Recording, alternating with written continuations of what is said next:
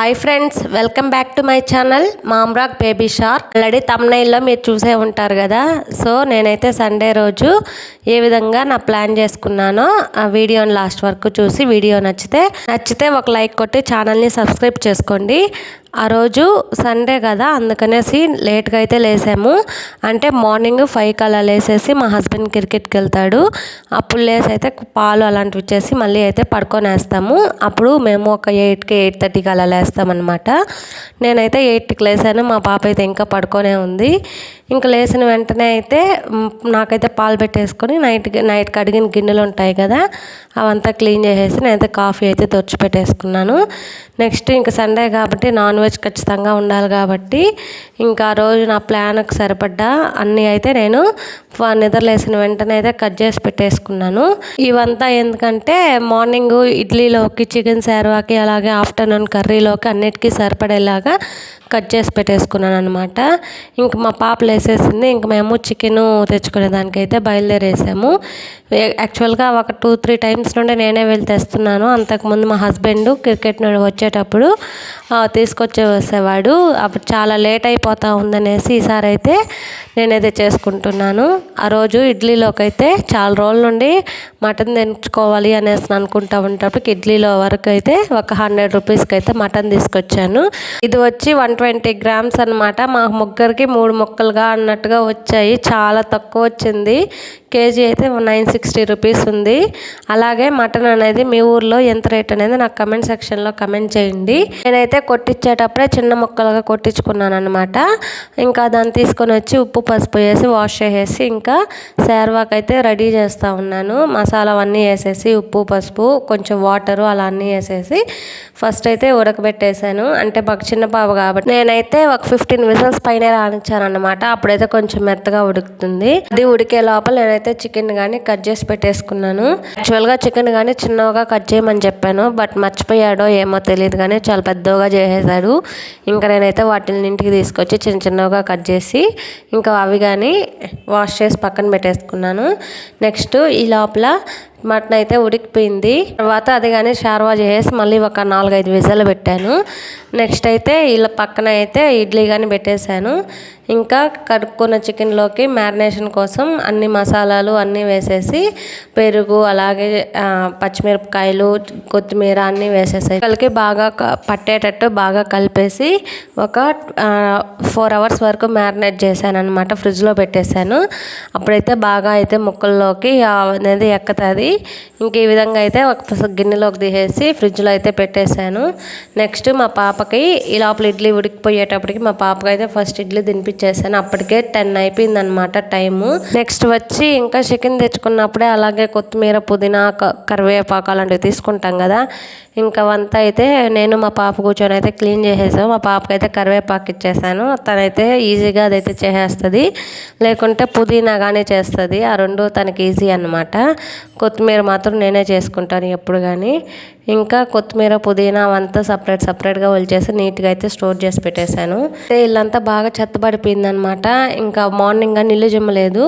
ఒకేసారి నేను సండే అయితే అన్ని పనులు అయిపోయిన తర్వాతే చేసుకుంటానమాట. ఇల్లు మాత్రం చిమ్మేది. ఇంకా అప్పటికి 11 అయిపోయింది. ఫస్ట్ అయితే ఇల్లు చిమ్మేశాను. నెక్స్ట్ అయితే మా పాపకైతే ఆయిల్ పెట్టేశాను. ఎవ్రీ సండే ఈ విధంగా తలకు బాగా నూనె పెట్టి నెక్స్ట్ మండే అయితే హెడ్ బాత్ చేపిస్తాను అనమాట. ఫస్ట్ అయితే నీట్గా ఆయిల్ పెట్టేసి బాగా మంచిగా మసాజ్ అయితే చేసేసాను. ఈ విధంగా చేస్తే హెయిర్ అనేది చాలా షైనీగా ఉంటుంది. అందుకే ఇది నేను ప్రతి వారం ఫాలో అయిపోతాను అనమాట. నెక్స్ట్ ఇంకా అప్పటికే 11:30 అయిపోయింది. ఇంక మా హస్బెండ్ కోసం వెయిట్ చేసి రాకపోయేటప్పటికి నేను కానీ 11:30కి అంతా టిఫిన్ తినేసాను అనమాట. చాలా ఎర్లీగానే తిన్నాను కదా. ఇంకా నెక్స్ట్ అయితే టిఫిన్ తినేసిన తర్వాత చికెన్ ఆఫ్టర్నూన్ లంచ్లోకి అయితే కర్రీ చేస్తూ ఉన్నాను. ఇంకా చాలా బాగా వచ్చింది ఈసారి అయితే. నేనైతే ఫస్ట్ గ్రేవీ లాగా చేసుకుందామంటే మళ్ళీ బిర్యానీ చేసుకొని చికెన్ ఫ్రై చేసుకుందామని డిసైడ్ అయిపోయాము. ఇంకా ఒక సైడు చికెన్ బిర్యానీ అయితే చేసుకున్నాము, అలాగే చికెన్ ఫ్రై అయితే చేసుకున్నాము అనమాట. రెండు కానీ చాలా బాగా వచ్చాయి. అసలు మసాలా కానీ అసలు తెలియకుండా మా పాప కానీ ఈజీగా తినేసింది. కారం అని చెప్పకుండానే మామూలుగా అయితే కొంచెమైనా కారం అని చెప్తుంది అనమాట. ఈసారి అసలు చెప్పలేదు. చాలా టేస్టీగా ఉన్నింది. నేనైతే ఓన్లీ ప్రెషర్ కుక్కర్లోనే చేస్తాను, ఎందుకంటే దమ్ అయితే కొంచెం లేట్ ప్రాసెస్, అలాగే ఎక్కువ గ్యాస్ అవుతుంది కాబట్టి ప్రెషర్ కుక్కర్లో అయితే చాలా ఈజీగా అయిపోతుంది కాబట్టి నేను ప్రెషర్ కుక్కర్లోనే ప్రిఫర్ చేస్తానన్నమాట. అట్లా ఈ విధంగా ఒక సైడు చికెన్ని అలాగే ఒక సైడు బిర్యానీ అయితే ప్రిపేర్ చేసేసాను. అప్పటికి టైం అయితే కానీ చాలా లేట్ అయిపోయింది.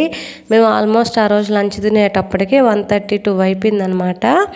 మేమైతే ఇక్కడ ఒక గ్లాస్ బియ్యం తీసుకున్నాను, 1.5 గ్లాస్ వరకు వాటర్ పోసాను. కొంచెం ఎక్కువగానే పోస్తాను, ఎందువల్ల అంటే కొంచెం మెత్తగా ఉడికితే ఈజీగా తినేదానికి చిన్నపిల్లలకి బాగుంటుందనేసి.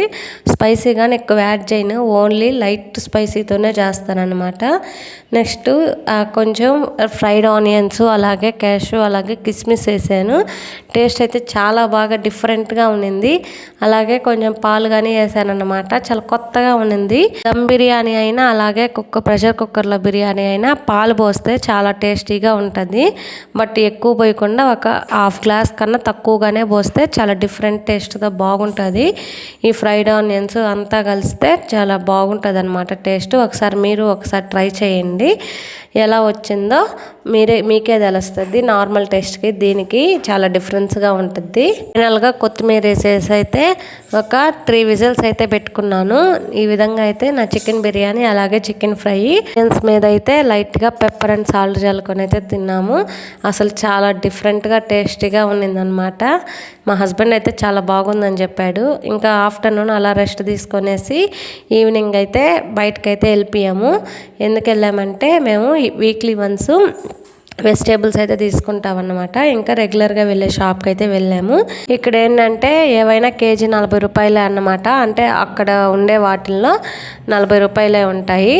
ఇంకా మనము కొంచెం ఎక్కువగా మనకి కావాల్సినవి ఎక్కువగానే తీసుకోవచ్చు, కొంచెం తక్కువగా తినేటివి తక్కువగానే తీసుకోవచ్చు. అన్నీ ఒకే లెక్క. ఏంటంటే మెయిన్గా అల్లము పచ్చిమిరకాయలు అలాంటివి ఉండవు, ఓన్లీ వెజిటేబుల్స్. అలాగే 40 రూపీస్ ఉంటాయి కదా, ఓన్లీ అలాంటివే ఉంటాయి. ఒక 5 to 6 టైప్స్ ఉంటాయి. నేనైతే ఒక 3 kgs తీసుకున్నాను. ఇంకా పక్కనే ఒక పార్క్ ఉంటే ఈ లోపల నేను తీసుకునే లోపల మా పాప అయితే వెళ్ళిపోయి ఆడుకుంటుందన్నమాట. ఇదైతే తనకు చాలా ఫేవరెట్ పార్కు, ఎప్పుడైనా ఇక్కడికే వస్తుంది. ఎన్ని పార్కులకి వెళ్ళినా ఎందుకో తెలియదు ఇక్కడ ఉండే స్లైడింగ్ అంటే మాత్రం తనకు చాలా ఇష్టం. అసలు ఎవరు హెల్ప్ తీసుకోదు, చాలా ఫాస్ట్గా వెళ్ళి తనే వచ్చేస్తుంది. ఎందుకో తెలియదు కానీ ఒక్క పార్క్లో మాత్రం చాలా బాగా ఆడుకుంటుంది. అందుకే మేము రెగ్యులర్గా ఇక్కడికే వస్తూ ఉంటాము. ఇది వచ్చి మా ఇంటి దగ్గర నుండి ఒక 1/2 కిలోమీటర్ ఉంటుంది. అయినా కానీ మేమైతే ఇక్కడికే వస్తాము. ఇంటి పక్కనే ఉంది ఒక పార్కు, అక్కడైతే అసలు ఆడదు. అందుకే ఇంకొంచెం తన కోసం అనేసి ఇక్కడికైతే వస్తూ ఉంటాము. కొద్దిసేపు ఆడుకొని ఇంటికైతే రిటర్న్ అయిపోయాము. ఇంకా నైట్లోకి అయితే డిన్నర్లోకి దోశను అయితే చేశానన్నమాట. ఈజీగా అయిపోతుందనేసి దోశ చికెన్ అయితే తినేసాము. ఈ విధంగా నా సండే అయితే అంతా జరిగిందనమాట. మీకు ఎలా జరిగిందో అలాగే మీరు ఏమేమి స్పెషల్స్ తిన్నారో నా కమెంట్ సెక్షన్లో కమెంట్ చేయండి. అలాగే వీడియో నచ్చితే లైక్ చేయండి. Thank you for watching.